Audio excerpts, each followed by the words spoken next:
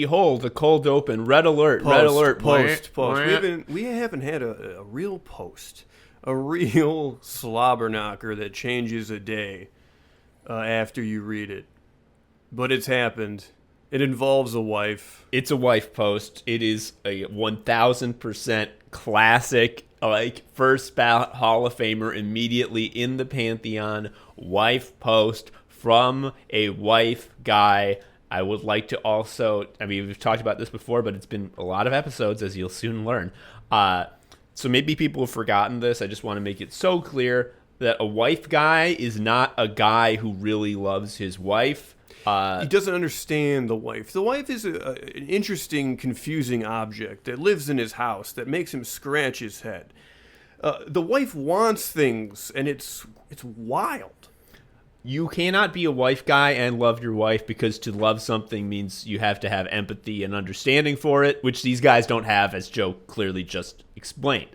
That out of the way. I got to read this post from a guy named Ethan Evans, at Ethan Evans VP. As far as I can tell, this is a real guy who's not doing a bit. This has since been deleted. This was part of a big thread, but I could only find screenshots of the first, which is it's the post that has meat the and funny potatoes. part. Okay, it's. Do you want to read the post, Joe? No, I want to respond to the reading of the post. Okay, I think we both sort of don't want to say these words, but whatever. That's also it, yeah. So this is from Ethan Evans, VP. Unprompted, a CEO I worked for seduced my wife in retaliation for my pushback on him at work. He won. I got divorced and left the company. When I say I truly understand how some executive teams can be political snake pits, I trust you will believe me. Learn from my pain. Do the following. Okay, there's a lot of replies that are correctly like, Mossad couldn't get this out of me, Revolver Ocelot couldn't get this out of me, etc., etc. So there is sort of that. I don't think it's like important to be like cool and manage your optics carefully. However, this is, why would you just be like, hey everybody, my boss fucked my wife. I learned something though. So because I learned something, it's fine. And the thing that makes me the most sad about this is I get the sense that like this insane thing happened to this guy, and like he just doesn't have the emotional capacity to like process it. So like the only way it's getting processed is by doing like a LinkedIn post. I mean, like, it is so fucking funny. So at the end of the post, it says, learn from my pain, do the following. Well, what's the following? That was the rest of the thread. And honestly, dude, it was basically just, when you have a good manager who is on your side and wants you to thrive, appreciate it and try to grow and advance as much as you can. And then when you have a bad manager, have a backup wife, because he's going to take it. Just the idea that, like, again, a wife is just an object you have. It is. It's something you lost at the poker table. Like, it's very, to call it othering is like not even the scope of the problem. Again, it is just like this bauble. Yeah, like the idea that like some guy, again, probably like a stranger to her, just came up to her and was like, hello, I'm seducing you I read now. the thread a little bit, and like, one of the issues yeah. is he talked up his boss too much. He basically was like, my boss is so cool, I bet he would definitely not steal you from me. And then guess what? Dabbing up the boss. You should not. Don't dab up the boss. They'll just fuck your spouse.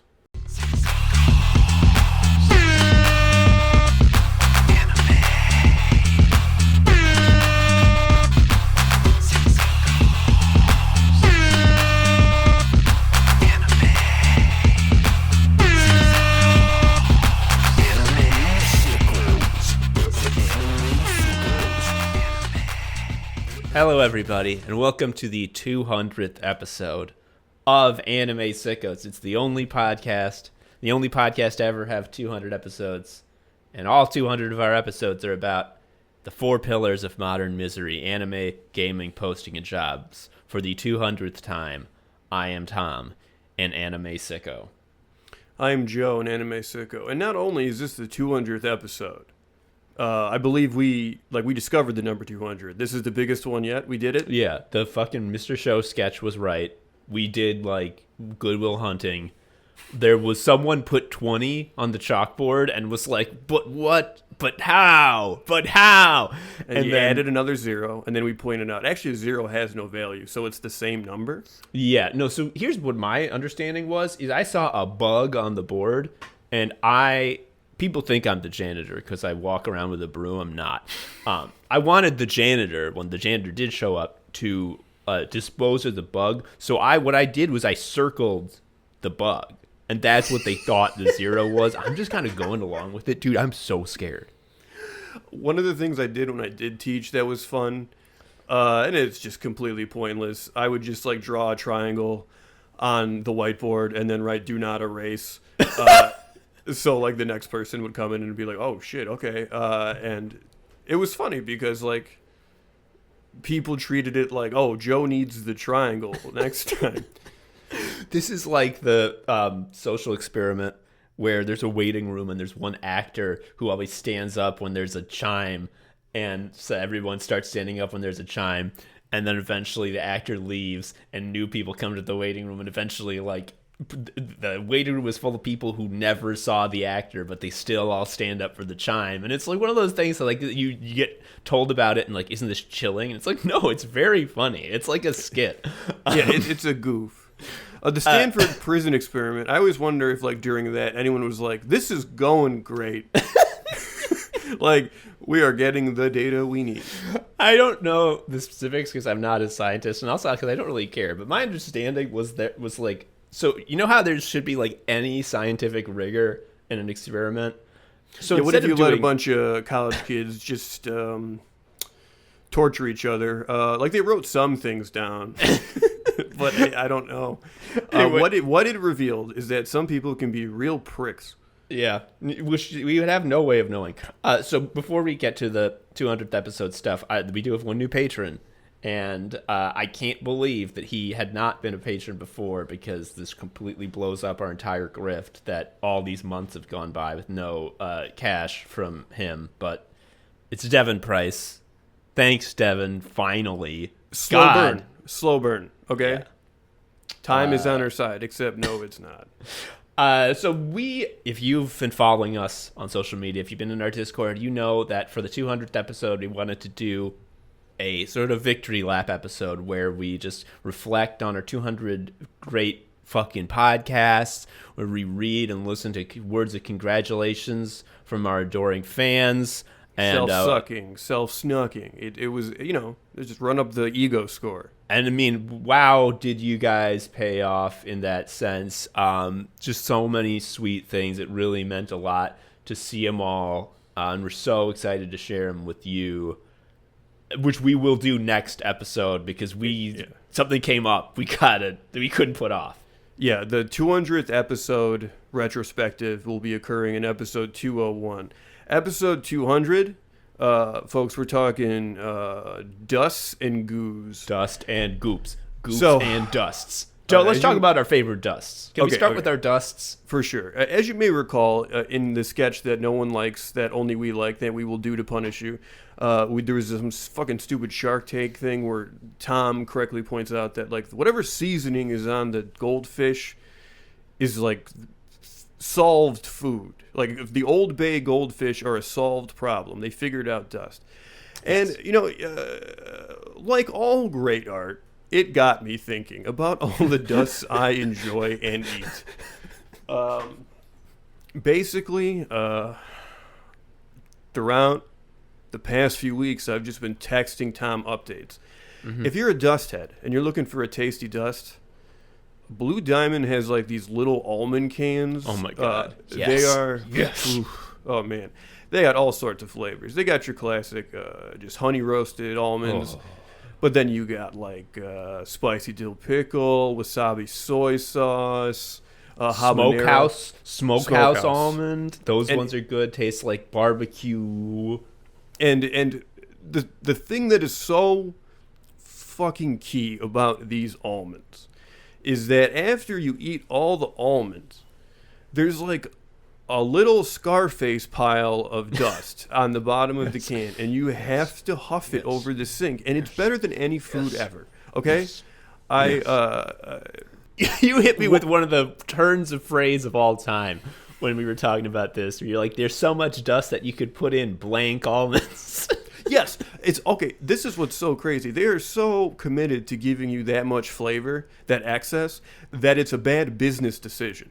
Because what's stopping you, Tom, or me, both of which I would say are aspiring entrepreneurs, especially in the nut world, what's stopping us from taking the leftover wasabi soy dust, which is a lot, like it's a pile for sure, and taking blank almonds that we have laying around and just combining them and then reselling them as Joe's totally original wasabi almonds? Nothing. In fact, I'm doing it now. I'm doing it now. You're doing it now.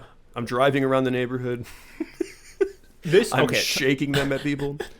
Talking about the dill pickle flavored almond dust has brought. This is something that it came to me a while ago. This may be common knowledge, but for those of you who aren't aware of it, this is like gonna blow your brain open. Dill pickle is just salt and vinegar. It's salt and vinegar with a little twist. Like, can you think about it? Am I wrong? No. And also salt and vinegar, one of the flavors of all time. The salt and vinegar Blue Diamond almonds. Holy shit, dude. Because, you know, if you're a salt and vinegar head like me, the thing you're looking for out of your salt and vinegar snacks... It's a snortable wine. Yeah, I mean, like, you really want to get, like, killed by it. Like, it needs to, like, hurt you. And a lot of these salt and vinegar chips do not get there. But there's almond can dust, especially near the end when you can just sort of like have some almonds and then also rub your finger in the dust and like augment it with some pure poison. That's fucking good, dude. There's no reason you shouldn't pet your cat as you're eating these. They love that. They love do. When they're covered in that dust. Another great dust, a dust that you have named Chicago asbestos, which I love, celery salt. Celery salt, in my opinion, is actually like the masonry of the Chicago-style hot dog. Everyone points to the fact that there's no ketchup or that there's like a salad on it. And that's all true. The big-ass pickle, sure. But it's the celery salt, I think. It just... I don't know. It's the Big Lebowski rug. It just like holds it together. I don't know what else to say. It's good on things that aren't just Chicago hot dogs, too.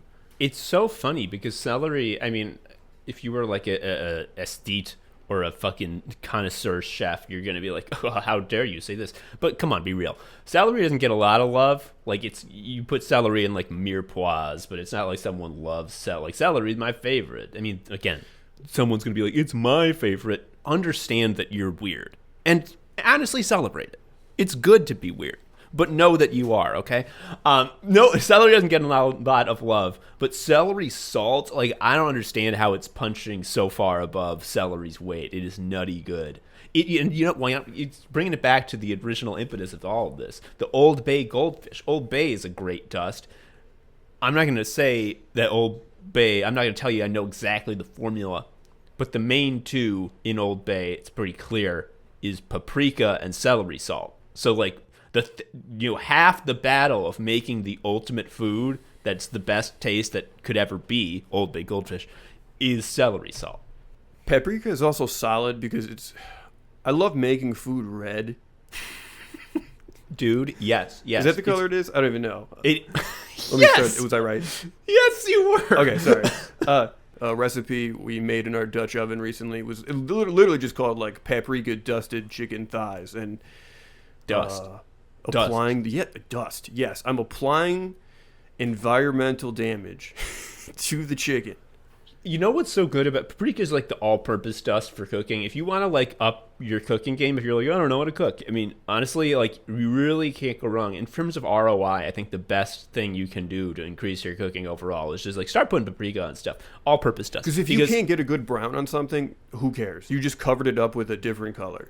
People, you know what, Joe, you know what the most devastating thing as a white person is someone online sees a picture of your food and is like, this food bland as hell. And you're like, no, it is. So paprika, not too spicy. So as a white person, you're not going to hurt yourself or get scared. And like, it's got flavor and it's yummy, but like, it like visually makes your food look like it's respectable. And I love that. I think one of the best dusts, and if we may bring it to the horrible hobby of gaming for a moment, as far as I know, this item did not appear in other Zelda games, but in the Game Boy Zelda Link's Awakening, the first thing you get is like a bag of quite literally magic dust, and you like get this in Link to the Past too, I think. Oh, do you? Yeah, and Yeah. like basically the instructions are like, fucking rub it on stuff, man. And it's great. It's really great because it's this magic dust that does one of two things. It either sets a guy on fire, killing them, or it solves a puzzle. So it's really great. It's so fucking funny that like one of the things that Zelda gets criticized for is like the puzzles are for babies. It's like you get a doodad and then you see a doodad shaped keyhole and you're like, I wonder what that does. Like people talk about the spinner from Twilight Princess, and it's like this little spinny thing with clicky clackers on the edge that you can ride on, and the only thing you ever use it for is sometimes you see a clicky clacker track going up a wall, and so you click it in there and ride up the wall, and it's just like, wow, what a puzzle. Can't believe I figured that out. And this is just like, what if I completely removed the abstraction? It's just like, this is just some shit that you rub, okay? Like, it just is, and when it works, it does. There's no logic to it. It's magic. I said magic in the name. You can't tell me it's not magic. Feedback is immediate. Either something happened or nothing happened. Yes, it's great. One of the best dusts, I think, gaming-wise. Another great dust is Lowry's Seasoned Salt. Did you know Lowry's, the actual place, is gone now? Now it's dust. So, and all that's left is the dust. I'm going to show my ass here. I don't know what this is. What? Yeah. Oh, dude. I'm amazed to hear this. I'm you know what's really going to amaze me? I'm looking up a picture of the can now, and I'm going to put it in the chat. And if you still don't recognize after you see the can, the jar, then I'm going to be blown away because, I mean, you know, let's look on the bright side. It means that you are going to be able to have Lowry's for the first time. What a stupid way to draw an L. You've not seen this? Oh, my God. No. Okay. My seasoned salt is Kroger brand because I am modest and I'm going to heaven. Well, that's true. So Lowry's, if you don't know, is a seasoned salt where they put salt and fucking onion and garlic powder and paprika and sugar. Sugar is honestly one of the main hitters in Lowry's. And it says very prominently on the bottle, no MSG added because nobody's perfect. We'll get to that in a bit. But Lowry's used to be like a fancy old time, like prime rib steakhouse in Chicago. I went there once in college, sort of as like, can you believe we're going to a fancy restaurant? And it is out of business now, which I can't believe it was not out of business 20 years ago because it's so fucking out of date. But apparently, I don't know how the seasoned salt is connected with this steakhouse because they don't put seasoned salt on their food there. It's just so fucking good. And this is why I can't believe it. You know what it might have been? Because it was in the DePaul Student Center dining hall. The Lowry seasoned salt was in shakers. They didn't put it in the jar it comes in. They emptied it into shakers. And basically my understanding was that if you wanted to be the big dick king of the DePaul Student Center dining hall, you gotta like lock down a Lowry's shaker. I don't believe you. I think this is a false memory. I do. I think this is a Shinra thing you're doing to me. I remember. I'm looking back. My best friend Zach in Soldier. Yeah, I remember. Yeah. The other thing you need to do if you want to be the big dick king of the DePaul Student Center dining hall is not have my personality. That's going to be a huge problem if you do. You didn't like Lowry's? Okay. Well, whatever. Moving on from that, another great dust. Honestly, this is one of the key dusts. If you're not using this dust, you got to get on this dust. And, Lowry says no MSG added. I say, baby, don't worry, I got it. I got you covered. You got to get a thing of MSG. Everyone out there, if you want to get better at cooking, the first thing to do is get paprika. The second thing to do is get MSG. Oh, but doesn't MSG give you headaches? There is like a propaganda false, thing bitch, against false. MSG, right? Like it's in public consciousness, it's like the unhealthy juice of all time. Yes, it's from the mysterious East where they're evil. And it gives you headaches, and it's like chemicals, so it's fake. Like it's cheating, and you can't put that in your food. All three of those shit is fucking false. It is from the East, fake. but the East is not mysterious. 0.5% of our brain is plastic, but it's fake. And it gives you headaches. It fucking doesn't. It literally doesn't. There is no evidence ever compiled about that. I remember I think it was in New York, there was 2 white women caught a bunch of heat, rightfully so, because they opened I think a Chinese restaurant, and they were with all the healthy stuff only, basically they were saying with no MSG and all the sort of thing, and obviously that is a loaded state. There's a lot there to sort of unwind, and they kind of got flamed for it. I mean, literally, anytime you see someone say no MSG added, your brain needs to start translating that they live stole style from you. Stole from you. It's like, we made this worse on purpose. We thought it would be better to taste worse. Okay, just, folks, this is it. You go to the store, you get a jar of MSG. They sell it in America under the brand named Accent. You're going to go, anytime you're making a soup or a stew or a sauce of any type, what you're going to do is right at the end, or in the middle, or at the beginning, you're going to shake out a little pile of MSG into the palm of your hand. Just eyeball it. Dump it in there. Now you've made it better. This is incredible dust. And you know what's another dust that's a lot like this? Salt. Now there's some a dust. say one of the big ones. I believe scientists and historians, it's weird that they both researched this topic, but they call it the dust that shaped the world. Actually, Joe, I'm looking at the primary text here. It's the dust that shaped the world. Oh, sorry. It's a common mistake. I just wanted, anyone could have made that mistake. I just want the listeners to know that it was the world. I guess if we're on this topic, I think, salted fish, just just smoked and salted fish is just one of the reasons to be alive, in my opinion. Like a smoked salmon? Yeah. That's a good on a bagel. I like a Correct.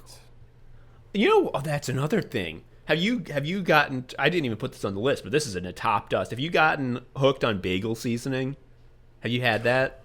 Oh, like the everything bagel seasoning you can just buy. Mm-hmm. I've not done that. What are you putting on that other than bagel? I'm assuming you're not keeping it strictly for bagels. No. When you have a bagel, you put it on, obviously. Yeah. Because you buy an everything bagel, and then it's double everything. Incredible. This is a really quick way to utilize it. Just make buttered toast, and then sprinkle on the butter everything bagel seasoning. That takes, 2 seconds? It costs no dollars. Bread and butter. You probably have that already. Yummy. My wife puts it on. She's a savory oatmeal person. She does not put sweet things in her oatmeal. And she eats oatmeal every fucking day for breakfast. And the bagel seasoning goes in the oatmeal. And I tell you, I'm a sweet oatmeal person, but I smell the bagel seasoning-y oatmeal as it's carried past my head. And that smells good. Okay. All right. I can pour it on stuff. I can do that. Whatever. Yeah. I'll get you some. I'll pick you some up. It's good. We have to address sort of I think the type of dust that really set this in motion, which is the flavor blasted goldfish. Yeah, dude. So for whatever reason, the eggheads and morons at the Goldfish Company have divided their goldfish line into 2 products, which is they have goldfish regular flavor, and then they got goldfish extra dust. This is the shit you should actually buy. Yes. You are a rube and asshole if you buy the dustless version. One of the issues, of course, is that not everything has the extra dust version. Mm-hmm. It has the same sort of, I'm the dusty version, I mean, has the same sort of experience that the almond cans do, where at the end you have like a treat that you get to snort. And here's what you do. Like the problem with the almond can dust is like you have to eat it at the house. Like you can't be out and about, like time to get my hit. Like you look weird if you did that. So with the goldfish, you leave the dust in the bag. You're out and about. I'm having a panic attack. I gotta breathe into a bag to stop hyperventilating. And then you get all that dust, and no one knows that you're actually getting reaching physical highs that have only been dreamed of. Yeah. And also, you can pretend to have a panic attack so that you can soft the dust without any judgment. But also, if you do have a panic attack, you get the benefit of the bag breathing trick. But also, because you're experiencing incredible sensations of such deep pleasantness, your panic will subside faster. That is proven. I am a doctor, and you can sue me if I'm wrong. And I'll lose. So just imagine being like on a train and like every 10 minutes being, I'm getting really nervous, getting really anxious, got to breathe into my bag. And then it's so clear that like there's dust in there. Like it's in your mouth when you pull it away and you just look like shit. Talk about a great dust on a great snack, crunchy snack.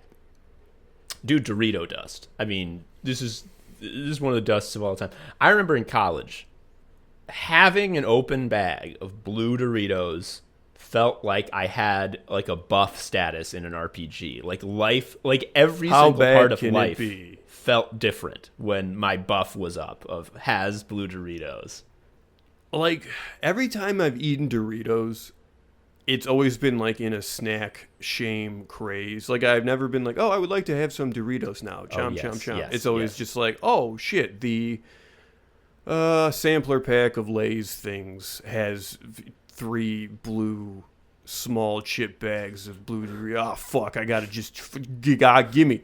The samplers, dude, are so fucking funny because it's just like, here's a variety of little snacks, and then here's 3 hits of fucking Fent.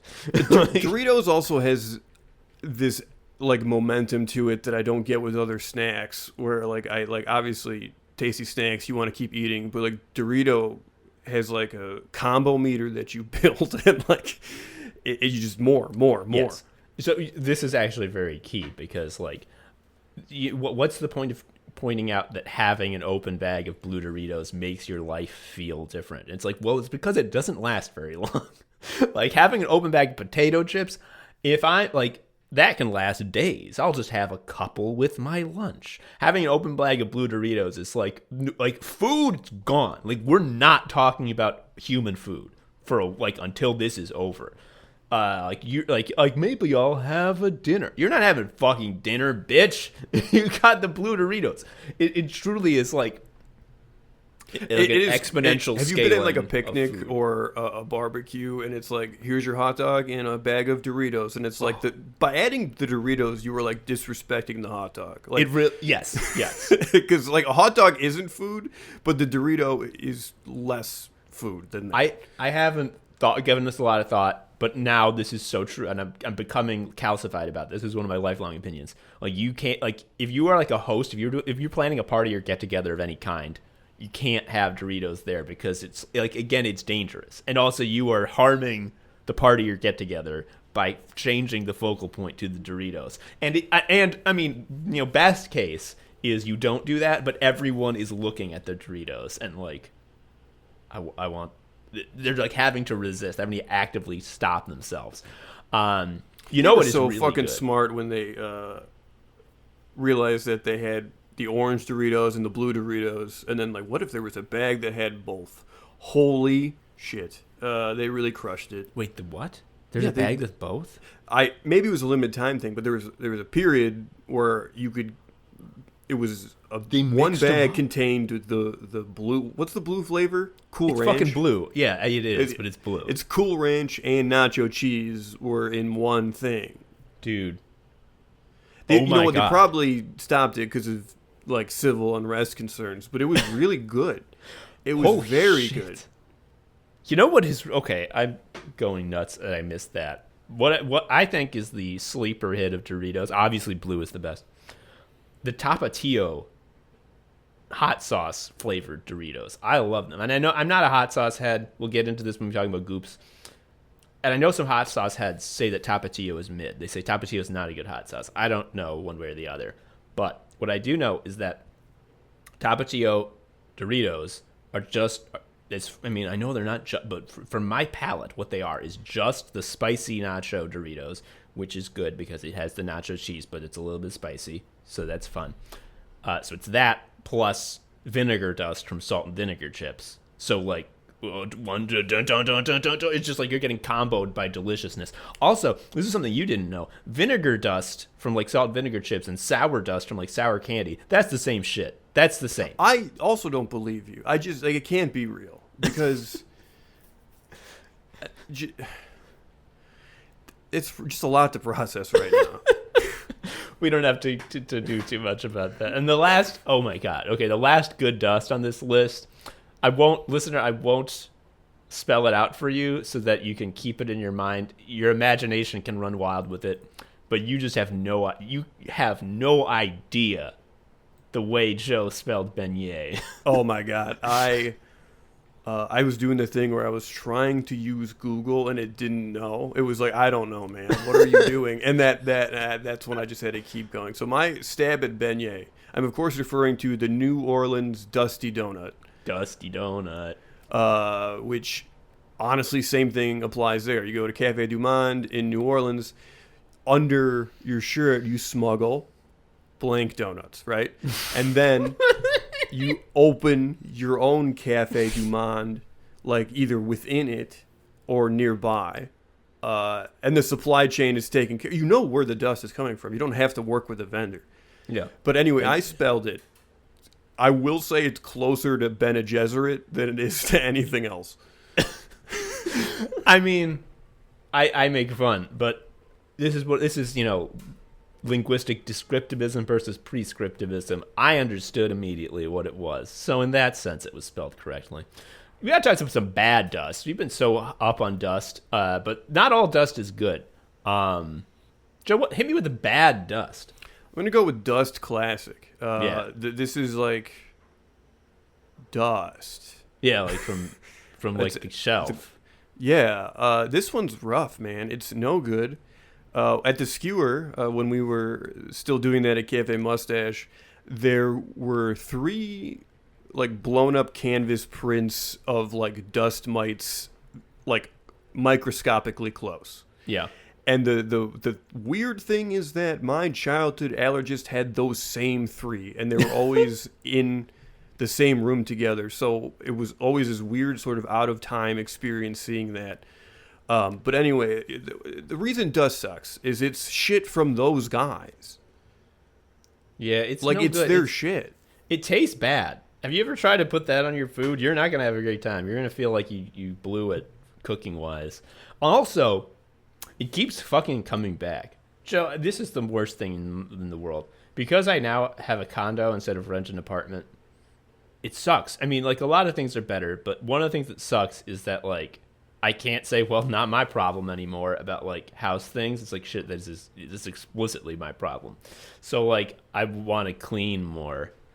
And the broom, you gotta sweep up the dust, like, all the time because it just keeps coming back. And sometimes when I sweep, I have rays of sunlight coming in through the front window that are like illuminating big like chunks of the air in the room. And I like sweep up and I can see because of the sun. Every time I sweep, like 1,000 gallons of dust poofs into the air and just hangs there. And like, I can sweep all day. All this shit in the air is just waiting to fucking settle back down. And then it'll be dusty again. Hate it. You got hardwood floors. That means you should get a robot vacuum because it would not kick up the dust. Maybe I should get a robot vacuum.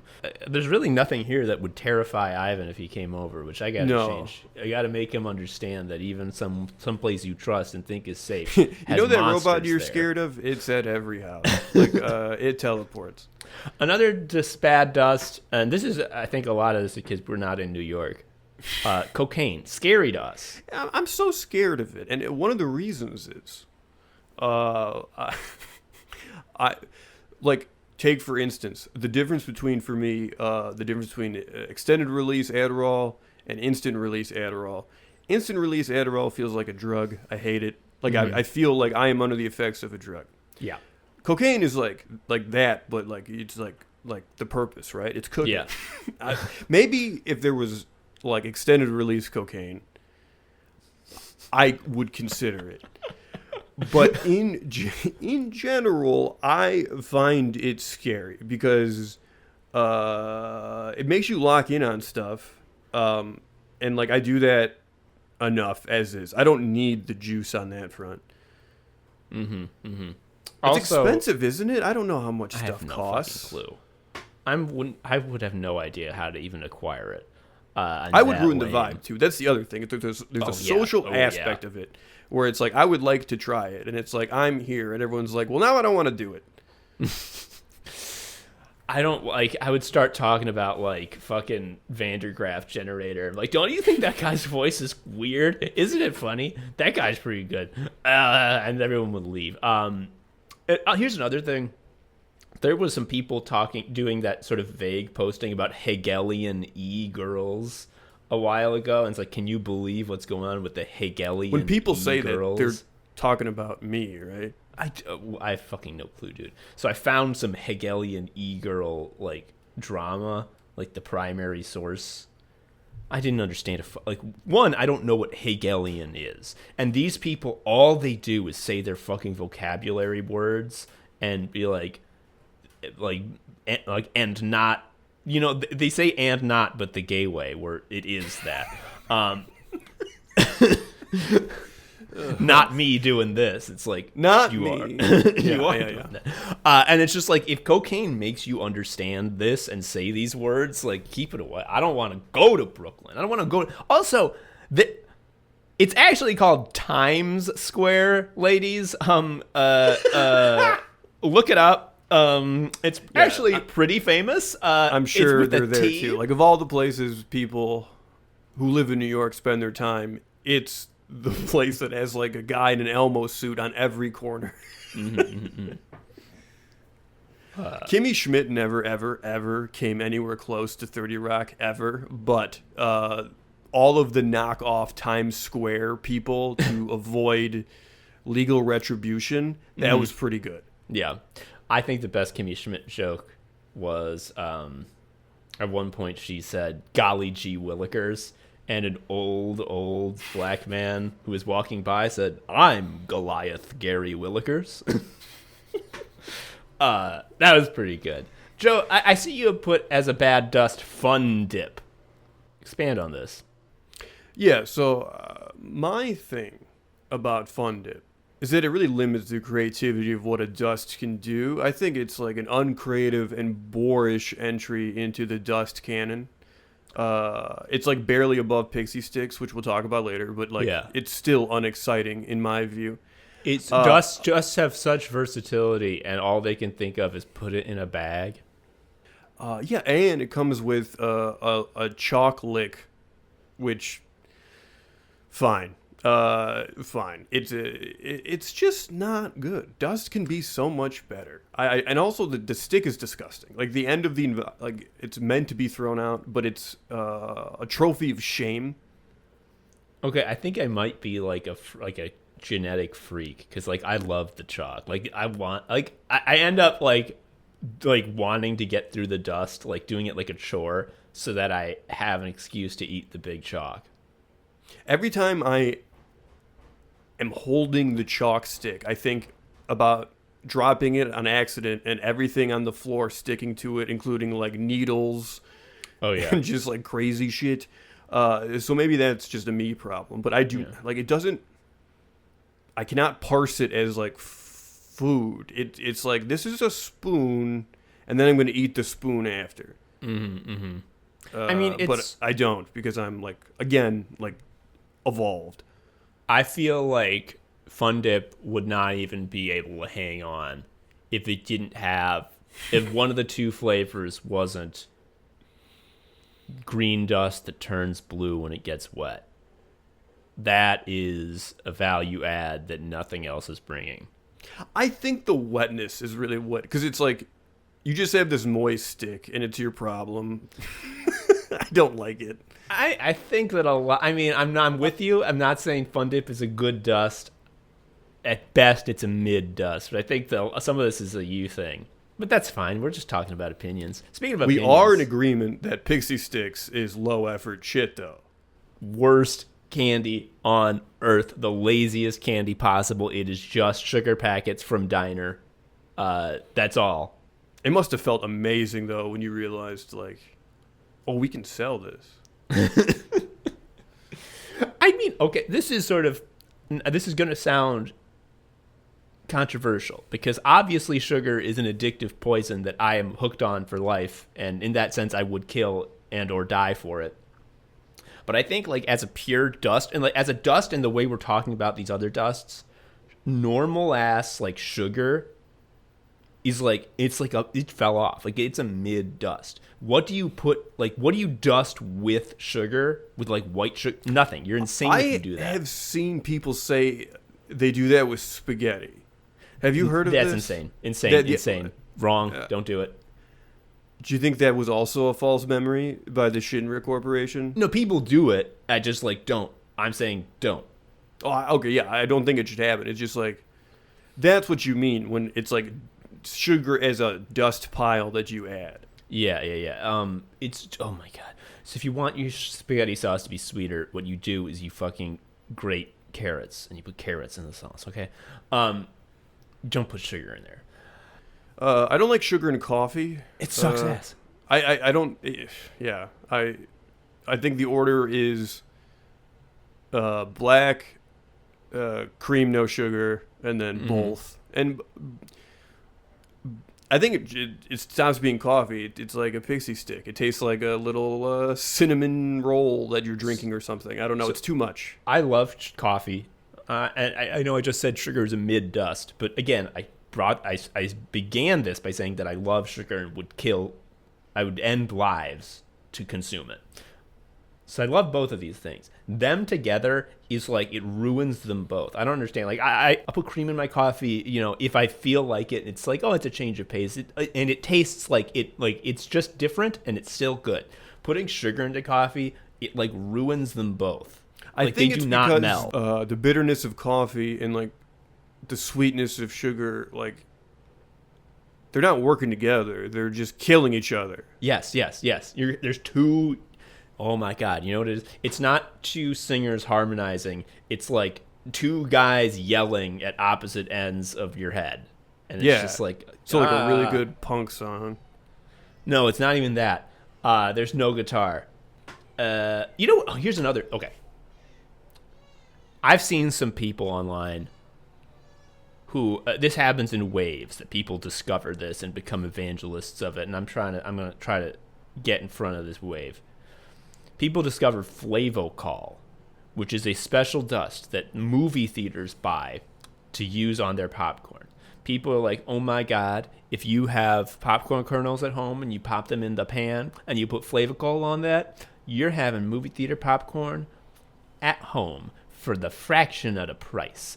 I just gotta warn you, it's like it is not meant for civilians. It's too much, dude.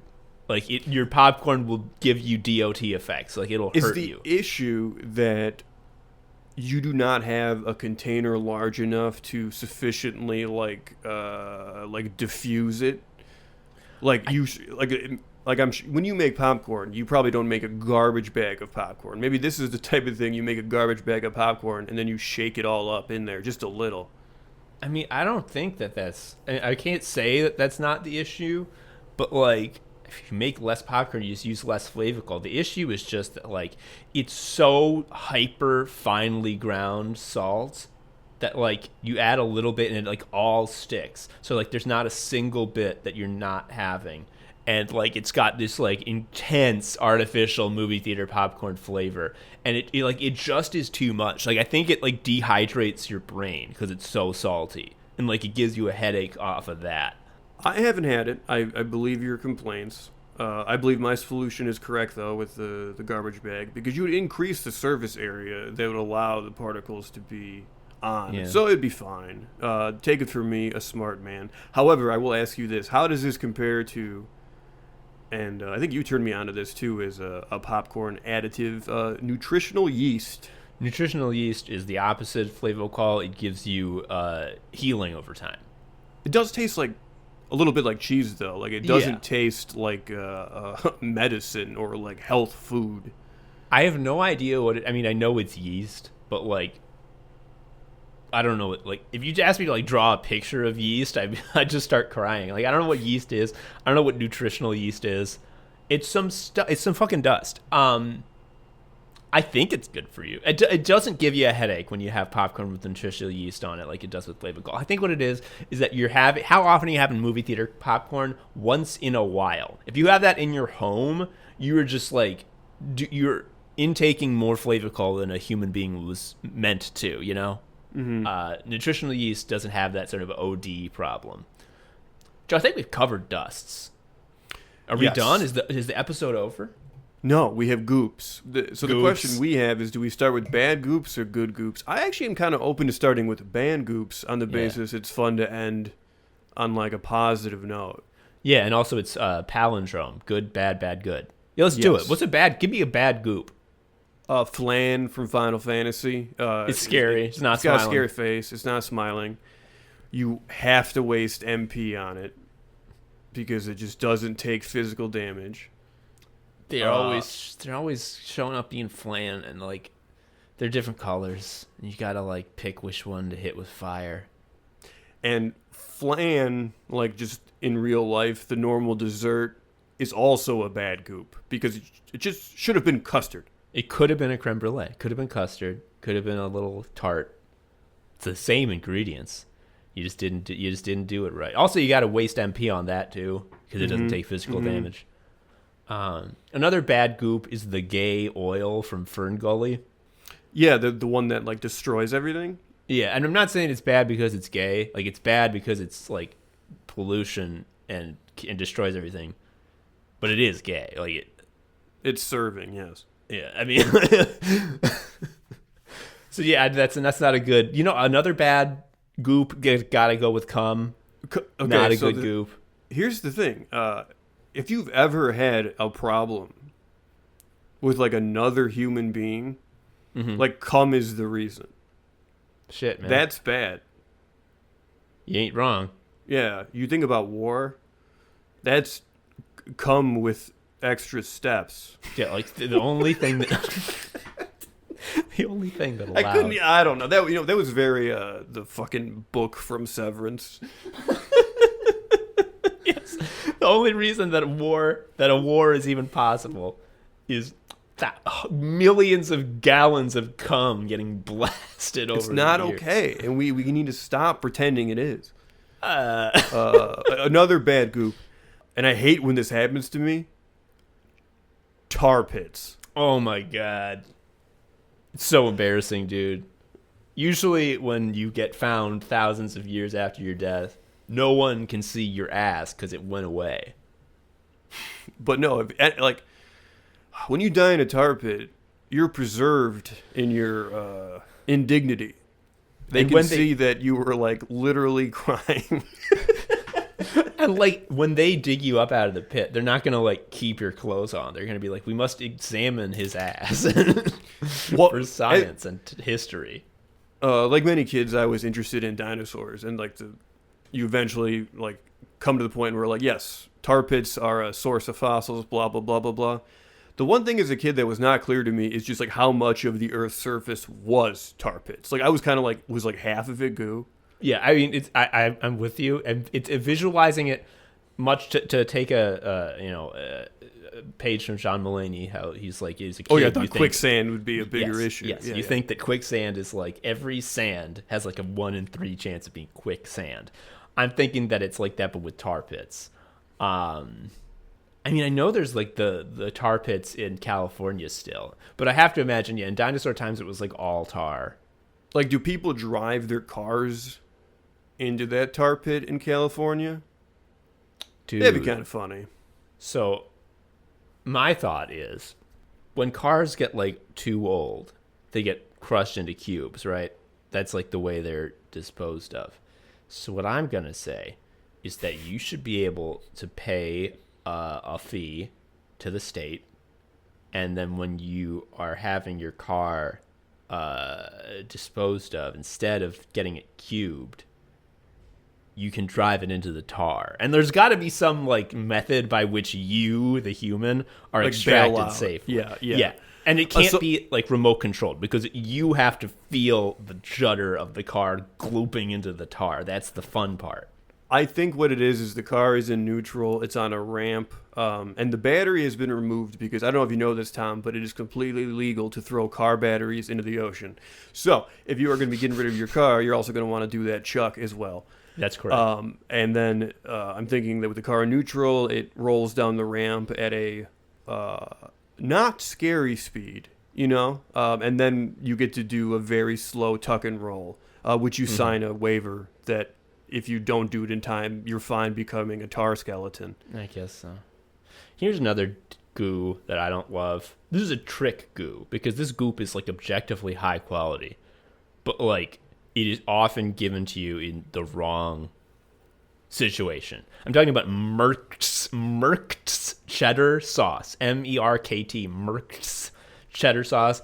So you go to a restaurant, you see, oh, we got hand-cut French fries with Merkt's cheddar sauce, and you're like, shit, cheese goo? That sounds good. It's got some kind of fucking name in front of it, so it's got to be gourmet. When stuff that normally doesn't have a name in front of it, like cheese has a name in front of it, you're like, that's okay, now this is like gourmet stuff. And it's like when meat is Slagle meat. If you're in Chicago, every once in a while you'd be like, this is a Slagle steak, and I'm like, I don't know what that is, but it's got a name in front of it, so like probably good, right? Here's the thing about the Merkt's cheddar sauce. Because it's real, because it's like actually real cheese, it's too natural. It's very Goops thick. have to be fake a little, at least. Yeah. Yeah, you got to be able to watch a little porn at work. It's so thick because it's real cheese. Cheddar cheese naturally does not want to be a thin goo. You try to dip your fries in that. The second it's not piping hot, it's so thick and kludgy that you're gonna crunch. You're gonna like smear the fry against the fucking top of the sauce. It also makes you thirsty.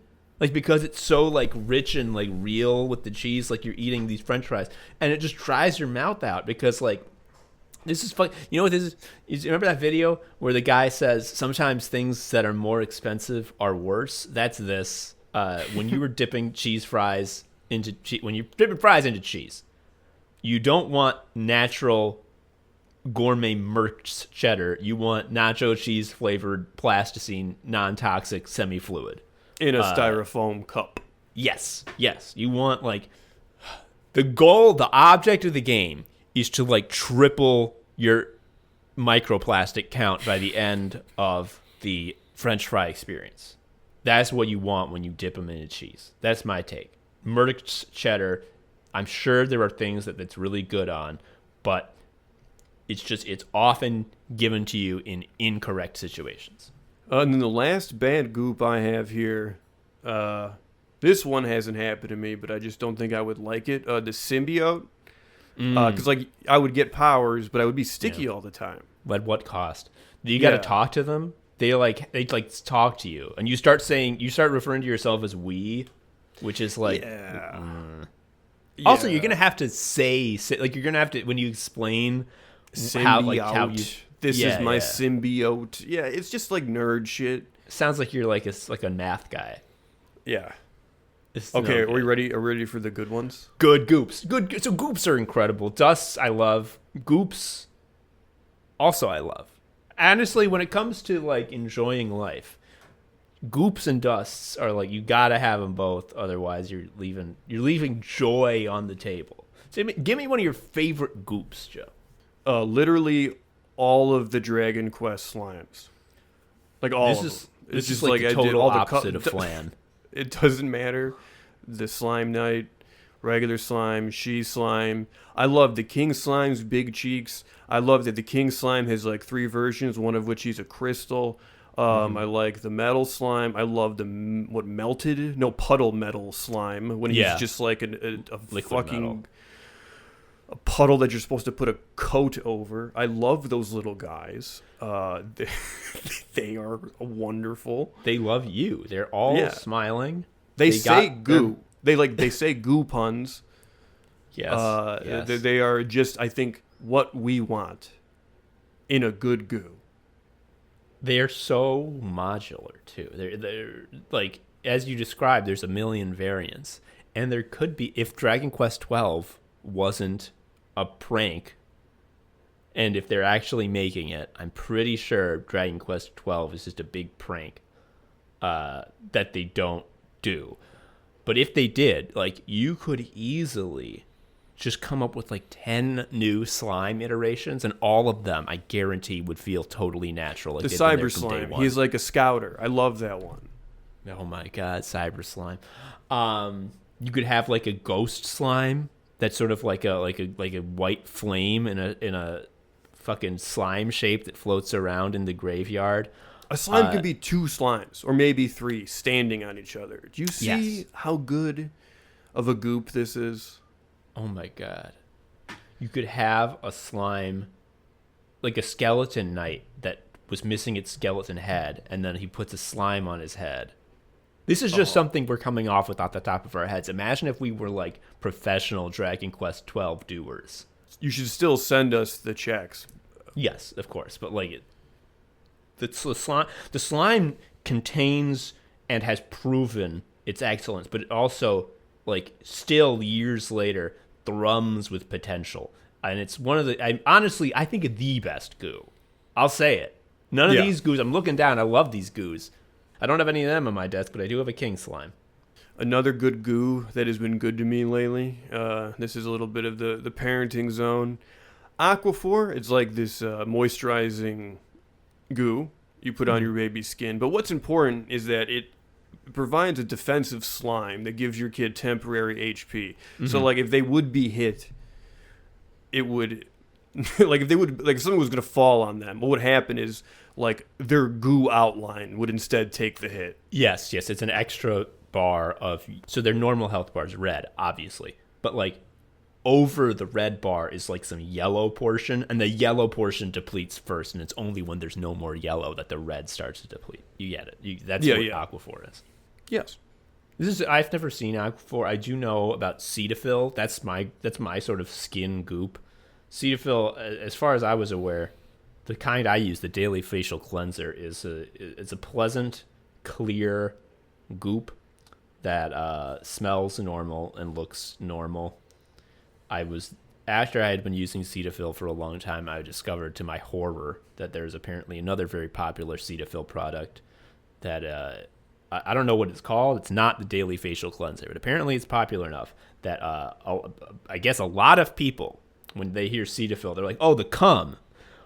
Because this product looks like cum, and it comes out of the bottle like the bottle is jizzing cum. Mm-hmm. I also use that product. You use the cum version or the No, or the I use the kind? daily cleanser. You use the moral. Okay, we're both moral. I love this. That would in have been general a good goop, and I don't have specifics here, but are you aware of Japanese skincare products? Insofar as that they are both very inexpensive and good. No, but that sounds right. I don't doubt it. You should go down that rabbit hole. You'll find something to apply after Cetaphil, and it'll be wonderful. You'll look great. I already look great, but I guess I could look better. There's a ceiling you can bust through, Tom. I don't want to bust. I'm talking about cum is the bad goop. Speaking of like bathroom goops, I've seen another type of medicinal paste or perhaps salve. Can you expand on this? Oh, mirtazapine. Yeah. So Roman, one of our cats, he's been just struggling with he's kind of lost weight. He's not been putting on weight. He's not that old. He's 3. The point is he should be eating more. So mirtazapine is like a antidepressant and an appetite activator. It's actually something I've also taken at one point. But it's a good goop for a few reasons. One, it makes him eat more, and it makes him funnier because he's just like yelling because he's so hungry. He's just like, holy shit. I've been spending years not having enough dinner. Like I have such a deficit. And the other thing is he's one of those cats that likes to have company while he eats. So like now that he's eating more, he's like coming all the time to yell at me, be like, "Come watch me eat." You have to protect him so no one, because his back is turned while he's eating that shit. But this is why it's really a key goop, because in addition to all the nice things it does for the cat, the application is wonderful. How it works is you put the goop on a latex glove and then you just rub it in the inside of his ear, and he loves it. Oh, wow. Well, that's good. Yeah, even the diagram, the cat loves it.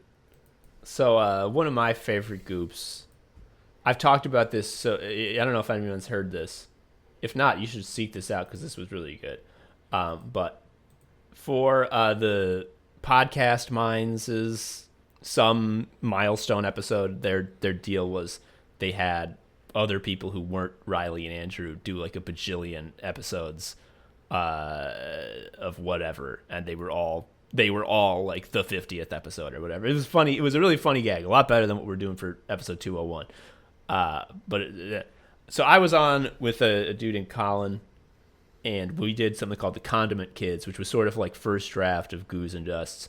And I spent almost all the time talking about this goo, which is Pick-a-Peppa sauce. I looked up Pick-a-Peppa online as I was preparing to say this so that I would have the ingredients list for you. And the first thing I saw on Google was the Pick-a-Peppa website and the little text that shows up on the Google extract of the search result is Pick-a-Peppa sauce is the Jamaican condiment that makes everything better. And really, what more can I say? It's so true. This is just, again, you're talking about how I was like, make any soup better by putting in MSG. I'm not going to say Pick-a-Pepper goes with every soup, but a huge amount. If you just glug a couple glugs of Pick-a-Peppa into the soup, it's better now. I will read the ingredients for Pick-a-Peppa to you now, and in your mind, try to imagine how yummy this is. Starts with cane vinegar. First of all, vinegar is great. Onions, love it. Sugar, okay, we're cooking now. Onions, vinegar, and sugar. Tomato paste, sea salt, peppers, raisins, ginger, mango, cloves, thyme, garlic, black pepper, orange peel. You have a delicious, fragrant, piquant sauce that tastes very good and it is yummy. I put Pick-a-Peppa on like all kinds of stuff. It's so yummy. You had Pick-a-Peppa? Have they made you eat it? No. Oh, dude. Okay. I mean, everything in the ingredient list just seemed like a very efficient way to get a ton of flavor in something. Yes. So, Joe, here's what you're going to do. You're going to come over to my house at some point, hopefully soon. And here's what we're going to do. This is the way that you get someone who has never had Pick-a-Peppa to understand as fast as possible, like, oh, this is one of the greatest foods of all time. You have just a cheese and crackers board. You go out to Aldi and you get some mid-range white cheddar. You get some crackers. You cut it up and you say, here's what you do. You take a cracker, you put a piece of cheese on there, and then you just drip a dot of Pick-a-Peppa on the cheese. And you are transported to another galaxy of sensation. Like, the flavor is out of this world. All right, well, I'll get one. Fine, I'll get a bottle. It's really good. I love it. Joe, honestly, if we're going to talk about goops, and we are talking about goops, that's undeniable. Like, run the tape back. We are. I feel like we got to talk about one of the, a goop that's very near and dear to us. Part of our heritage. Jardinera. That's a great goop. I agree completely. Honestly, though, gun to my head, I couldn't tell you what's in it. It's it's just like spicy peppers and goop. Someone asked me, like, hey, what's in it? Because I was like, oh, jardinera is really good. And I was like, fuck you, eat shit. Like, I was just like very defensive all of a sudden. I didn't know. It's just good. I don't know. It's goo. It's peppers. Why do you gotta know everything that you eat? Like... You need to be the king of food. You need to be Dr. Food. Like, you have to be better than the food. See, the thing about jardinera that's so funny is, like, there really is no, like, one answer, because it's just that what needs to be in it is peppers, oil, and some other vegetables. And that is where you can really go, like, that some other vegetables. It's like you can do whatever you want. That's where you get creative.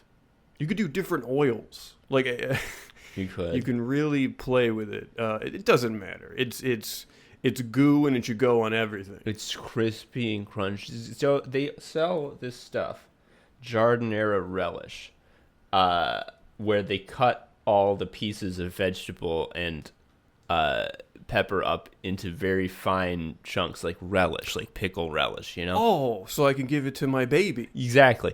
And I'm fine with that. I like that as a concept, and I can see where that would be a good use of Jardinera. But I was seeing someone online, because every once in a while I go and look at threads about people discussing Jardinera because it makes me feel home. It makes something. It makes me feel an emotion.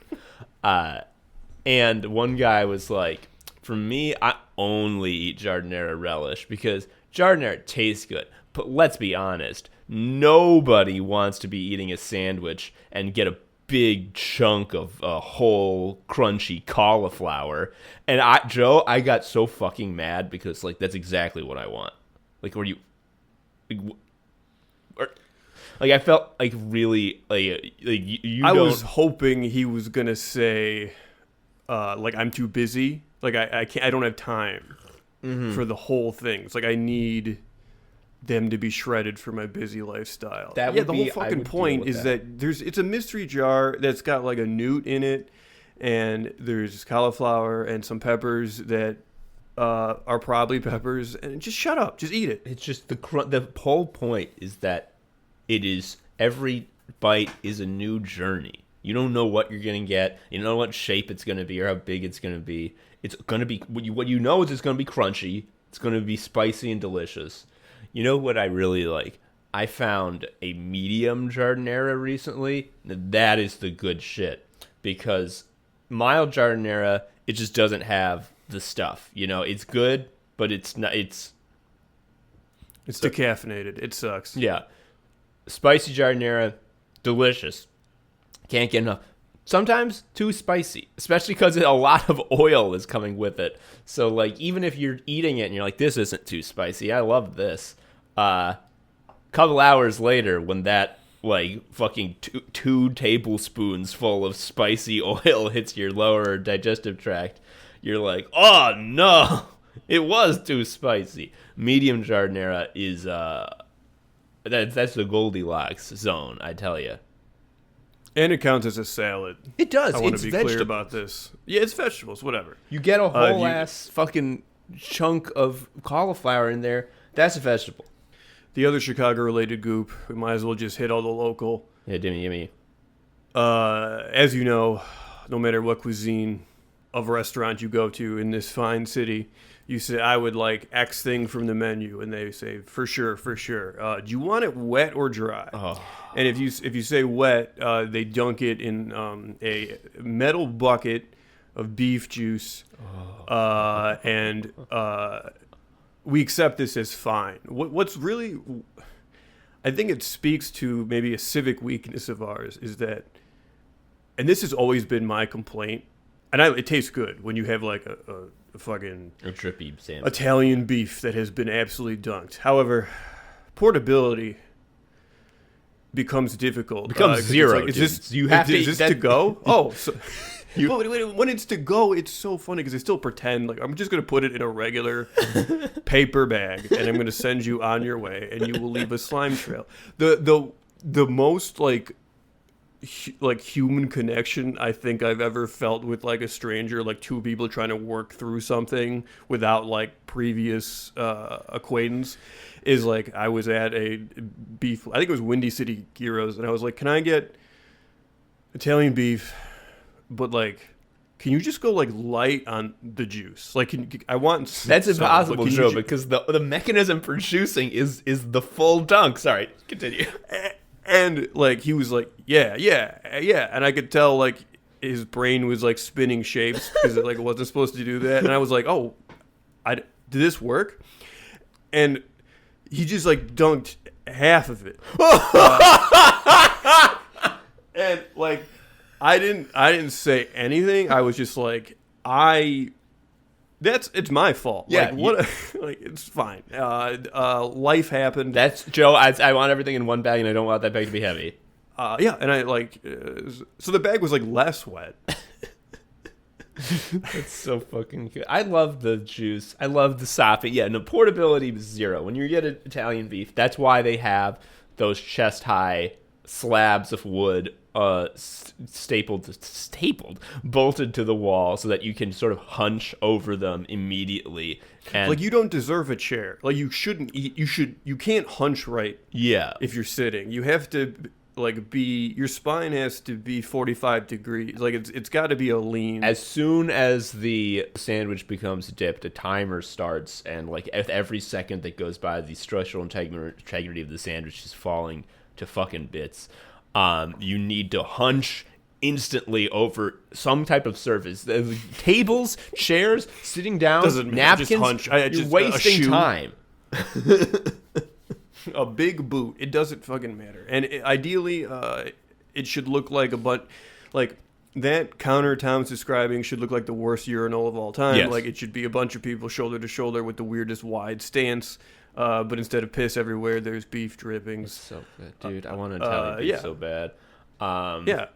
You fucking have just glossed over this incredible turn of phrase that you put into the notes, which is you called Chicago the Big Snapple, the city that never shits.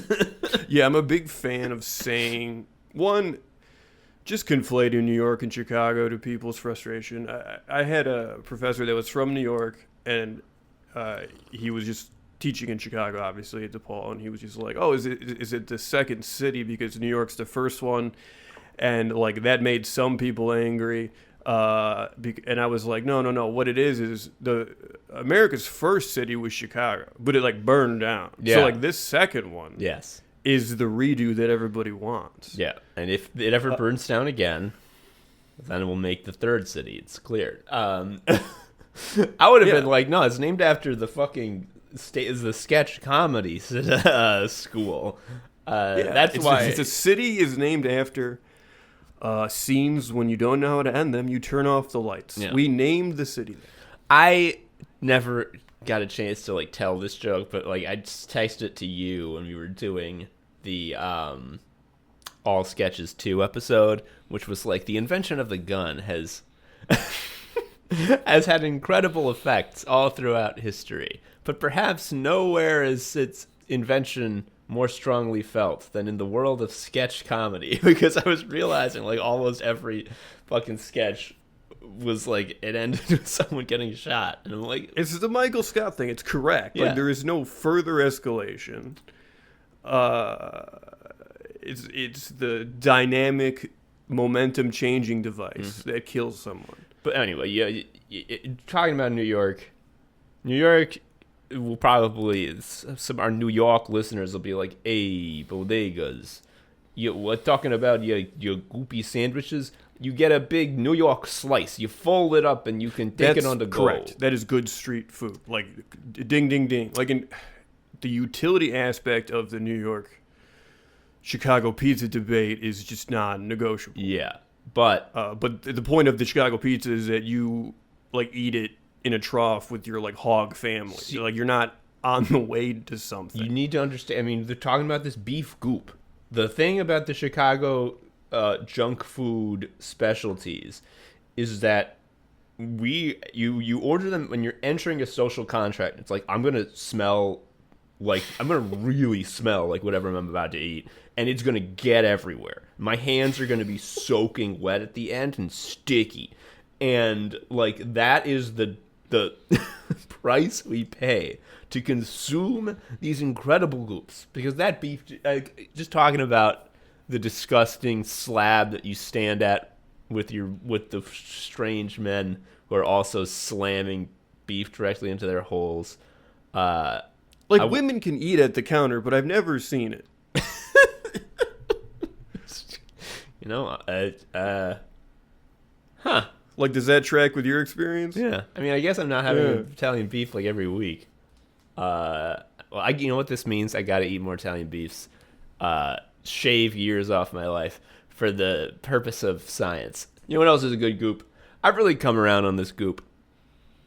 There's a lot of social pressure, especially if you're a white person, to to shun this goop and disdain it. Mayo. White people love mayo, they say. Well, as a white guy, yeah, it's really good. It's interesting though, because like you think eggs are the devil, and I know obviously the issue is when they're eggy, like they look like eggs, when they have the egg texture, when they smell like eggs, when they have that sulfur smell. Obviously, baking is not the same thing because it doesn't resemble eggs at the end. It's a binding agent. That said, I am still surprised you go that hard on mayo. I'm whatever on it. I think the reason I don't like it more, and it is a good goop, but the reason I'm not like put mayo on everything is I for sure had a sandwich when I was young that had way too much mayo, and it just put in like a primal sort of limiter in my brain. Mm-hmm. You know, when you get like that weird food experience, it's like I'm fucked up on this front now. I got to go easy. It's definitely a goop you can OD on, which is not the case for a lot of these goops, which you can just sort of go, like, you can go nutty with the quantity. I mean, to say not, I mean, case in point, the beef juice. The whole point is that you've gone nutty with the quantity and, in fact, ruined the sandwich. Ruined the sandwich from a structural standpoint, not from a flavor standpoint. They have to use the most hearty, crusty, chewy bread in the universe, and then by the time you take a bite, it's like fucking toilet paper in the water. It's like blah, blah, blah, blah, blah. Can I ask a business question? Give me a business question. I just don't understand how any restaurant is struggling, why there's conflict in the bear. Because, like, let's say you're a restaurant. I'm a customer. I come in, I'm like, I would like this sandwich. Can I get mayo on it? And you're like, yeah, sure, that's 25 cents extra. Cool. If I came in and said, hey, I would like a sandwich, could I get aioli, which is mayo plus a second thing? You'd be like, yes, that'll be $90. And it works. So why do they go under? They should just push the aioli harder. Because they always have Bradley Cooper working in the back, and he's having an emotional episode on like smashing all the plates. So they have to buy a whole new set of plates every night. So that's why. And you got to have Bradley Cooper in the back going having emotional episodes because I don't really know why, but you do. Aioli is so fun because I know that it is exactly as you say, like the restaurant industry just all colluding to be like, okay, this is the shit we're going to gouge them with, right? This is the new oil. But I tell you, dude, a garlic aioli, which is, again, just mayo with garlic ground into it, you give me one of those cones of French fries. I was about to say that same thing. I'm my most bougie, disgusting treat bitch behavior. Like it's a cone of fries. Say what you will, call me, say anything. Just fucking unload on them. Go nuts. It's all true. Honestly, this is what I'm talking about. It's like, oh, white people love mayo. These bougie white fucking 30-somethings, they love their paper cone and their garlic aioli dip. Yeah, I do. Okay? Yes. And what's next? Should I fucking get killed? Like, should you, like, is it over for me? I'm going to keep eating it. Like, it's not going to stop. No. Joe, what's a good goop for you? What do you like? I like hoisin sauce. Mm-hmm. To the point where, like, I think that's why I like getting pho primarily. Because it's, like, an excuse to just dump so much hoisin into a thing. And it's not weird. Like, everybody's doing it. Pho is the dumping activity at dinner, which is fun. I think it's funny that pho is like, oh, it's this classic soup. Oh, it's incredibly meticulously spiced and simmered for hours for the ultimate flavor. However, you're also going to want to dump this shit in there. Yeah, but when it's on the table, it's chance time. Yeah. I mean, it'd be so rude if you brought your own goop from home to a soup restaurant, but they gave you the goop. They want you to do it.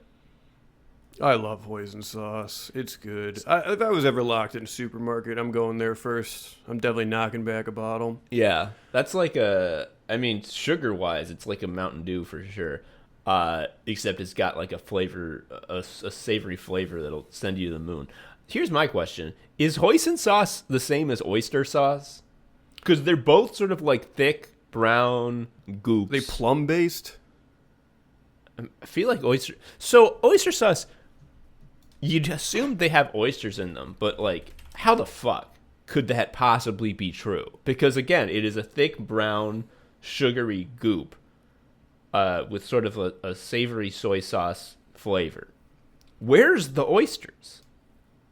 Is it Don't they go on the oyster? Is that the implication? I have no fucking clue. I didn't think oyster was a traditionally Chinese dish. Oh yeah. It is? I don't know.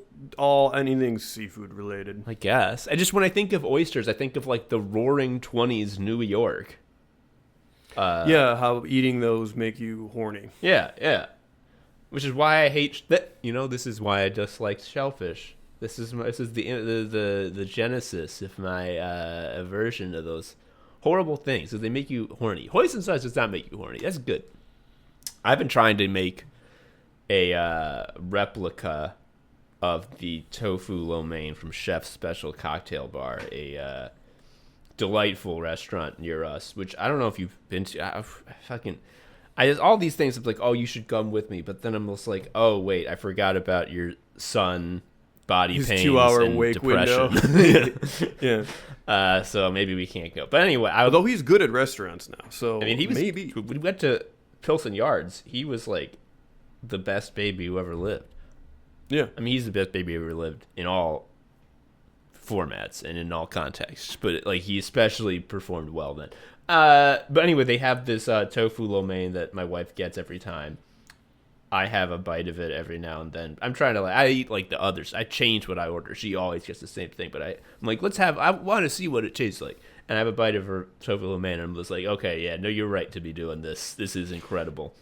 Is this a dynamic you often have? Because I often find how it plays out is whatever Winnie and I order, Winnie was correct. Like, she got the better thing. Like, that is always how it shakes out. My wife is very, if like she finds something good that she likes a lot, she will lock in on that with the logic being, why would I give up an opportunity? Solved. Yes, exactly. Meanwhile, I am like, I wish to read widely and well. I want like as many different food experiences as I can, and I know this restaurant is good, so I trust all of their dishes to be good, so I will like order with verve and courage. And I think I sometimes step in it because of this, and I have a dud, but there have been other times when I end up the winner and I order something incredible that I wouldn't have if I hadn't been like, I trust this restaurant to knock it out of the park. So I think in the end we even out. Okay. I'm definitely like in the red. Well, maybe next time, you just whatever you order, just make sure you order it wet and have them dump it in the beef goop, and then I don't think you can go wrong with that. That's true. Yeah. Please, extra drippy. Hoisin sauce is good. Talking about Asian goops, I actually was cooking with this just the other day. Fish sauce. You ever had some fish sauce?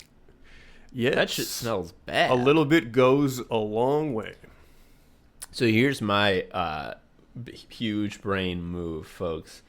Every once in a while, you'll hear Italianos tell you that, like, if you want a real delicious red gravy, what are you talking about? This Italianos always are saying this. If you want a true, rich red gravy, you got to put a couple of anchovies in there. Anchovies. Well, what is a fish sauce? But like, it's a bottle of anchovy. Yeah. So when I'm making my pasta sauce, I like steel myself to smell the worst thing in the universe and dump a fucking couple big glugs of fish sauce in there while I'm cooking the onions and whatnot. And then I go, oh my God. And it smells like shit. But at the end, we got a rich umami goop. And the fish sauce is the one. Also, fish sauce, you put it in pho. We were just talking about pho. Pho's good. I haven't had pho in fucking like 2 years, dude. Fish sauce, it's like the the real cooking reason is it's umami in a can, right? Basically, it's like ready to go. Yeah, it's like super salty, super savory. Again, a little bit goes a long way. Not a can, a bottle. I'm not stupid. Whatever. Shut It's up. the same fucking shit. I called the thing that Lowry's seasoned salt comes in a can earlier in this very episode. Is where neither of us are without sin. I used to work when I worked in downtown. Have you ever been here? I don't know. You didn't work downtown, so how could you have? Yeah, I did. I had the awful... yes, but anyway, continue. Wait, oh, okay. I was just thinking about U.S. Cellular, but I guess you did have other jobs. Yes. I was... this is a good opportunity to say this, because there's no other opportunity for it to come up. Just a joke I really like, that I've always wanted to do in Sickos or something in it, is like, what was that job you had, Joe? You're like, oh, the project manager stuff? Like, no, before that. Oh, yeah, I was all the guys in the Aquabats. And you're like, why aren't you get kicked out? And you're like, yeah, one of them became Mormon, and well, here we are. That's pretty good. So if you do you know about this place that was like Red Apple Pho, or it was Green Apple something. I don't know if this is still around because I don't go to the Loop anymore. But do you remember in 30 Rock when Dennis Duffy is telling Liz about his new business venture, and he's like, where can you get coffee in this city? And Liz is like, anywhere. And she's like, no, you go to the Marshall Fields, you open the door, you go downstairs, you ask Dave for the key, you get to my machine, you plug it in, put in 25 cents, and bam, hot fresh coffee. The Green Apple pho restaurant was basically that. You go to it was either an office building or an apartment building, but it was this big ass old, like, turn of the century classic Chicago downtown building that has like a lobby with like a receptionist at like a big fancy desk. And then on the left wall, there is a door that is propped open with a fucking doorstop. It's like a big institutional door with the automatic closer that's held open. You go down there. There's a bare staircase. You go down the staircase. As you like sort of turn the corner, you see a little sandwich board that's like, this is where the restaurant is. And you go into the basement. You go through a long, dark hallway. And then you come out into a big room which looks like a high school cafeteria. It is lit terrible. Like, just like being in it causes you like damage over time effects, just goes how unpleasant it is.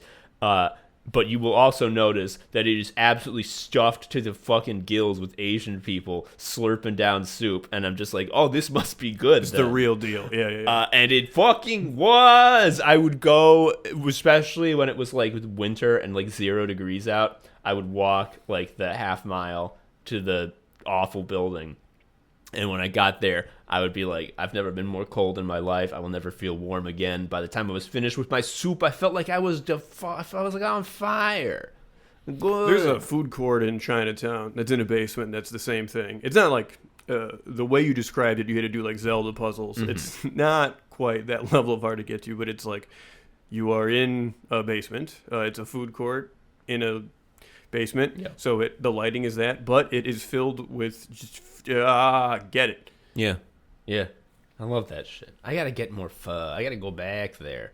Talking about Windy City Gyros. What do you know about tzatziki? That's a goop. That's the gyro slop, and it's just good for. I mean, you can put on other stuff, but to me, it was made for gyros. Yeah.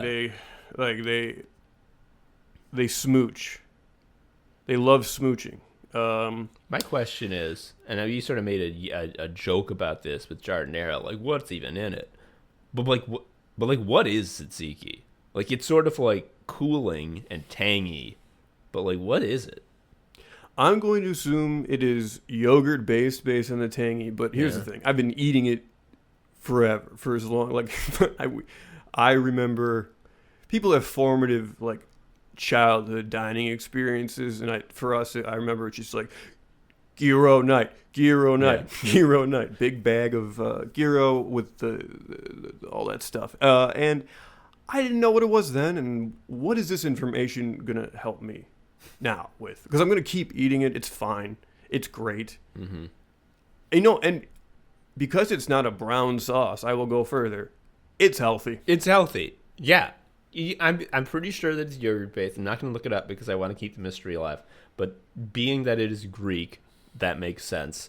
And also, yeah, just like I'm thinking about the texture, and it's like, well, it's clearly not mayo based like a aioli is. Also, if it was, it would cost a lot more. So yogurt is healthy. Here's a word that I know: probiotic. So take that how you will. You know how can't be unhealthy if I said probiotic.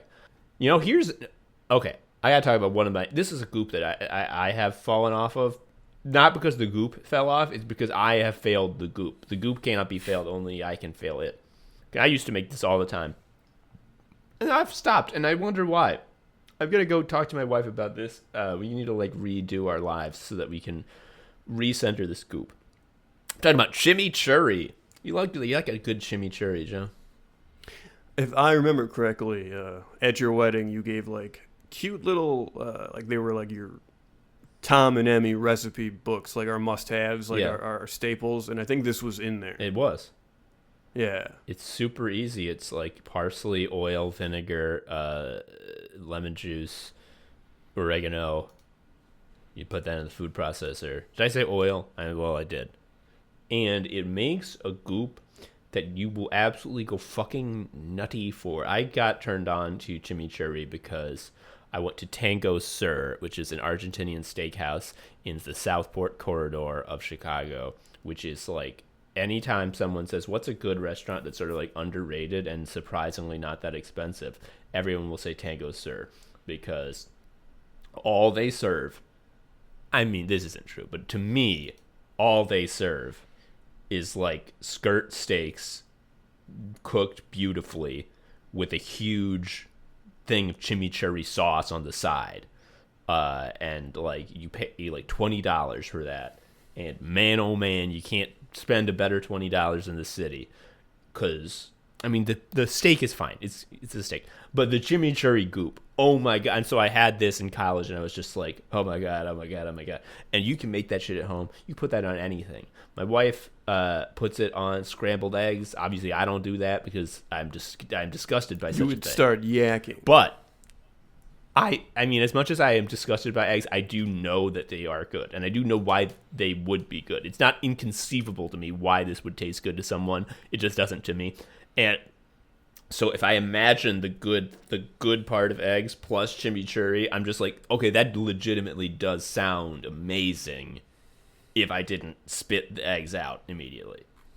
Do you know that Winnie and I have been at like brunch or breakfast before, and like one time she was just like looking sad at her plate, and she was just like, it's so sad Tom doesn't like eggs, dude. Yeah. Like she just remembered it and was taken. I know. It's a trouble for me. Like my two huge aversions, eggs and shellfish. I'm like, it doesn't really fucking matter to me. That never comes up. But like not liking eggs is like a problem. And like if I had 3 genie wishes. Well, obviously liking eggs wouldn't be one of them because that's ridiculous. Money. You could probably think of a wish that might get that and other things in one wish. Yeah. And like fix all my problems. Yes. And also money. I would wish for money. I'd say, what's the maximum amount of money I can wish for? And then I'd wish for that 3 times. But yeah, that would be something I would want to get taken care of. Anyway, speaking of a delicious sauce that is basically an oil with lots of cut up bits of delicious things floating in them. You ever use this incredible goop, Lao Gun Ma? No. Give me the deets. I've probably eaten it. I don't know what it is though. Lao Gun Ma is an incredible Chinese condiment that is good as hell. I'm holding it now and showing it to Joe. Oh, okay. Yes, it's that. Okay. It is fried. That's the stuff that's sitting on the tables usually. Yes. Okay. It's fried chili flakes and other stuff. This kind that I like has full ass peanuts in there as well. Floating in oil. Of course, the oil becomes suffused with the chili flavor, And of course, they put a fucking ton of MSG in there. That makes it really yummy. And you can put this shit on healthy. anything. We established, right? Yeah. Because it's not unhealthy. It makes you stronger, smarter, faster. I believe it increases your dodge stat. Yeah. It also increases your magic evade stat, but magic evade is bugged, so it doesn't matter what the stat is. You'll never evade a spell. Which makes sense from the beginning, because if someone's going to strike you with lightning from God, it's not like you're going to, like, whoop, do a little juke at the end. Dude, I'm thinking about Final Fantasy X, where you have to dodge lightning 200 times to get Lulu's celestial weapon, and I got to, like, 180, and then I didn't dodge the lightning. Then I'm like, wait a minute. Lulu sucks. Like, Lulu's terrible late game. She's the boob black mage, yes, right? Exactly. And like all black mages, she becomes completely fucking useless as soon as in late game all the other classes get access to elemental damage. And pointless. Anyway, Laugenma's good. What can I say about this stuff? It's just as yummy as hell. I put it on all sorts of stuff. Basically, anytime you get crappy American Chinese takeout, drown whatever you fucking get in Laugenma and it'll be way better. You also hit a point where if you eat enough of it, your stomach does a reset. A factory reset. Yeah. Well, it's not that spicy. But yeah, you do want to be a little careful. We got only a few goos left to go. I want to talk about custard. We talked about flan being a bad goop and custard and creme brulee and... I mean, it's so much better. You can make lemon curd. You can make a creme brulee. Really, I think is the ultimate dessert. If a creme brulee is done correctly, it's like out of this world. Because you get to wield fire. Yeah. And you get to play break the ice with the little sugar cracking. Yeah. And then you get incredible contrast of textures with the soft, silky, angelic custard, so soft, but then you have little bits of broken glass, like someone smashed a car window into your mouth. I love that. You've made creme brulee now, I think, for me 3 times. That's insane. Always good. I think I made Always it for good. You one time. Maybe you just remember. No. It was a non-one amount. I know that much. Wow. Because I remember, here we go again, as you got out your little blowtorch. You were so happy about your little blowtorch. Shut up. I had to get rid of that because I was so scared. Because it wasn't like a food blowtorch. It was like from the hardware store. Because like any of these things, getting the one that is branded for like cooking, for like you like, are you a fancy little fucking king? Are you a little lord?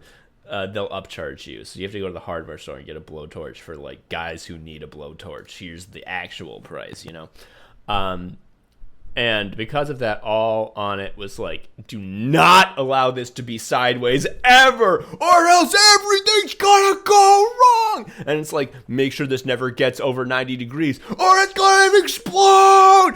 And like, I was just like, oh my god, I don't want to have a fucking bomb in my house where if I, like, fuck up a little bit in the news, it's like, area dessert boy wants treat too bad, explodes. Wife was heard to say, why did he want that treat so bad? So I got rid of it. But what I do, if I'm ever in a restaurant and they got a creme brulee on the dessert menu, I'm ordering that for sure. Because, one, I want to have a delicious dessert because I love that goop. But also, I can compare it to how I would have made it. And so often, because it is it's a tough thing to make. It takes a lot of care and time. And you kind of need to, like, torch it, like, right before you serve it. Which, logistically is not often possible in a restaurant.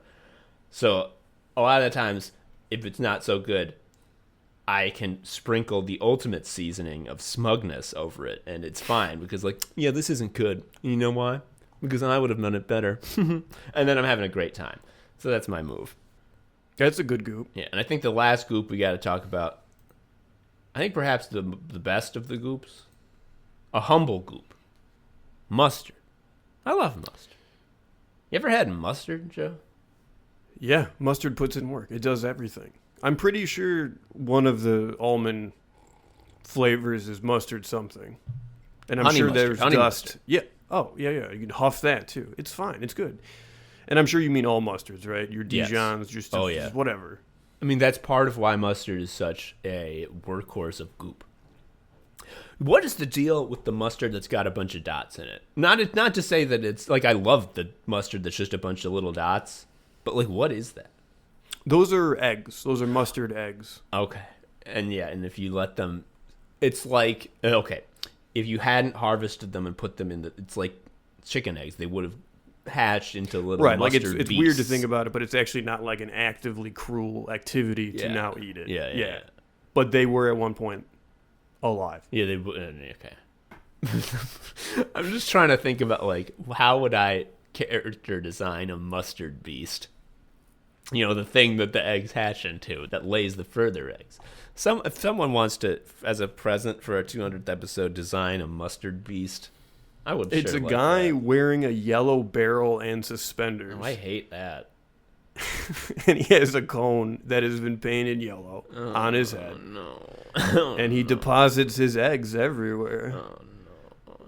The thing about mustard is that there's so much gourmet mustard and shit. But like the yellow mustard Frenches, still good, dude. Still good. I'm out of goops. We've named them all. We've named them all. I think that's it for the 200th episode. I mean, it's so clear now, I think, and it's clear both to me and Joe, and also to you too, the listener, why this was so much more important than doing like the 200 episode celebration. Sometimes something Like, comes up that we you just got to do. Are so excited about all the wonderful things people have written. But then we're like, what have we talked about? It's just like all the stuff I can huff at the bottom of the almond can. Yeah. And it's, yes. Because everything you've written to us has obviously enriched our lives, but we got to talk about We got to talk about the Goops and Nuts because and it was saying me sick as all that. What is the point of this show? Why did we do it? Because we wanted to enrich our lives. You know, we had these hilarious conversations, and we said if only we could do something with them, if only we could create from this friendship and rapport and rhythm that we have something that we could really be proud of that would make other people happy.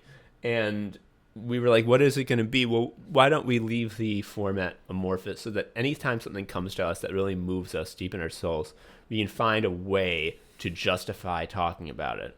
And in that way, not only is it going to be a piece of art that we're proud of, but it's going to be, you know, a way that we can sort of be free and open and creative and not feel like we're locked into something. And honestly, what better thing fits that philosophy than when we realized, we've always known this, that one of the great we're joys surrounded in by life, tasty dusts that we're not communicating about. Like, we're not letting people know that there is wonder around us. Most of it is dust or goop based. Yes. Don't like read the news though, but No. As far as like the dust at the bottom of cans, pretty good. Well, if I hadn't read the news, I wouldn't have known that they were doing Old Bay goldfish. So I guess there's nuance here. Okay, read the news, but like cover one eye with your hand. Yo, set up a Google News alert for goldfish. That's the one. Because there's not going to be like sad news about goldfish unless it's like due to climate change, all goldfish died. But how would that? Goldfish are inherently sad. Like, I think like everything's doomed to die, but man, oh man, goldfish really caught one. All right, I am going to tend to Du Bois. Yeah, we gotta go. This was great. Thank you for listening to Anime Sickos for 200 episodes, folks. Did you know that this episode had 2 sessions? Can you find the break point? Can you tell when it was? Email us if you can find the break point. I'll send you something in the mail. I've been Tom, an Anime Sicko. I've been Joe, an Anime Sicko. Thank you for 200 episodes of this. Thank you for allowing the show to be a mental sieve. Just get to leak out stuff that would otherwise pool in our craniums. I'm just envisioning taking out, our brain gets too sodden with a disgusting foul fluid, and we put it in a sieve and are just like pushing it down and coming out the holes. That's gross. Anyway, I've been Tom, and Anime Sicko. I've been Joe, an Anime Sicko. We'll see you next time for when we get to hear all the kind of words. I mean, we've already heard them, but we're gonna put them on the show. Yay! Okay, bye. See ya. Thank you for listening to Anime Sickos. I've been Tom, a sicko. You can follow me on Twitter at TomHarrison19. Joe is also a sicko. You can follow him on Twitter at ShariaUncle. You can follow Anime Sickos on Twitter at Anime Sickos, or email us at animesickos@gmail.com. Please leave us a review or something. I don't know. Tell a friend. Anyway, until next time, bye.